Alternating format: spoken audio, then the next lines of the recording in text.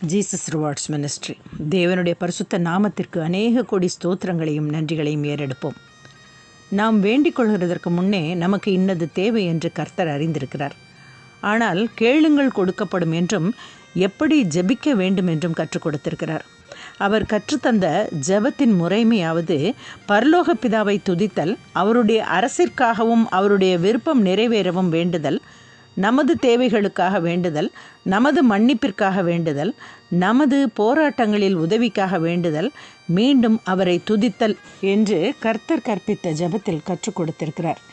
தேவனே நமது அன்றாட தேவைகளை நிறைவு செய்கிறார் என்று உணர்ந்து இந்த 920ஆம் நாளின் வெகுமதியாக பரிசுத்த வேதாகமத்தின் பழைய ஏற்பாட்டில் ஏசியாவின் புத்தகம் 62ஆம் அதிகாரத்திலிருந்து, சியோனின் நிமித்தமும் எருசலேமின் நிமித்தமும் நான் மௌனமாய் இராமலும் அதன் நீதி பிரகாசத்தைப் போலவும் அதன் இரட்சிப்பு எரிகிற தீவட்டியைப் போலவும் வெளிப்படும் மட்டும் அமராமலும் இருப்பேன். ஜாதிகள் உன் நீதியையும் சகல ராஜாக்களும் உன் மகிமையையும் காண்பார்கள். கர்த்தருடைய வாய் சொல்லும் புது நாமத்தால் நீ அழைக்கப்படுவாய். நீ கர்த்தருடைய கையில் அலங்காரமான கிரீடமும் உன் தேவனுடைய கரத்தில் ராஜமுடியுமாய் இருப்பாய். நீ இனி கைவிடப்பட்டவள் என்று எண்ணப்படாமலும் உன் தேசம் இனி பாழான தேசம் எண்ணப்படாமலும் நீ எப்சிபா என்றும் உன் தேசம் பியூலா என்றும் சொல்லப்படும். கர்த்தர் உன்மேல் பிரியமாய் இருக்கிறார், உன் தேசம் வாழ்க்கைப்படும். வாலிபன் கன்னிகையை விவாகம் பண்ணுவது போல உன் மக்கள் உன்னை விவாகம் பண்ணுவார்கள் என்று மணவாளன் மணவாட்டியின் மேல் மகிழ்ச்சியாய் இருப்பது போல உன் தேவன் உன்மேல் மகிழ்ச்சியாய் இருப்பார் என்று ஏசாயா தீர்க்கதரிசி எழுதியிருக்கிறார். இப்பகுதியில் கூறப்பட்டுள்ளது போல் சங்கீதம் 102:15-16 கர்த்தர் ஜீயோனை கட்டி தமது மகிமையில் வெளிப்படுவார், திக்கற்றவர்களுடைய ஜெபத்தை அலட்சியம் பண்ணாமல் அவர்கள் விண்ணப்பத்தை அங்கீகரிப்பார் என்று வாசிக்கிறோம்.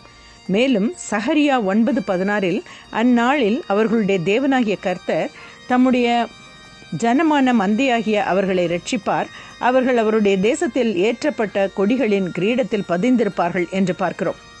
பாழான தேசம் என்றும் நீ கைவிடப்பட்டவள் என்றும் எண்ணப்படாமல் எப்சிபா என்றும் பியூலா என்றும் அழைக்கப்படுவாய் என்று வாசிக்கிறோம். எப்சிபா என்றால் விருப்பம் என்றும் பியூலா என்றால் திருமணமானவள் என்றும் அர்த்தமாகும்.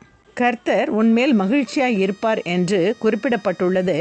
இத்தகைய சந்தோஷத்திற்கு பாத்திரமாக நாம் ஒவ்வொருவரும் அவருடைய கையின் அலங்காரமாகவும் ராஜமுடியுமாகவும் இருப்பாய் என்பதனை நிறைவேற்ற பாக்கியமுள்ளவர்களாக வாழ வழி தேடுபவர்களாவோம்.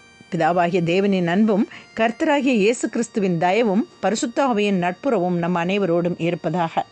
ஆமென். இயேசு கிறிஸ்துவின் இனிய நாமத்தில் இனியும் தொடர்வோம். நன்றி.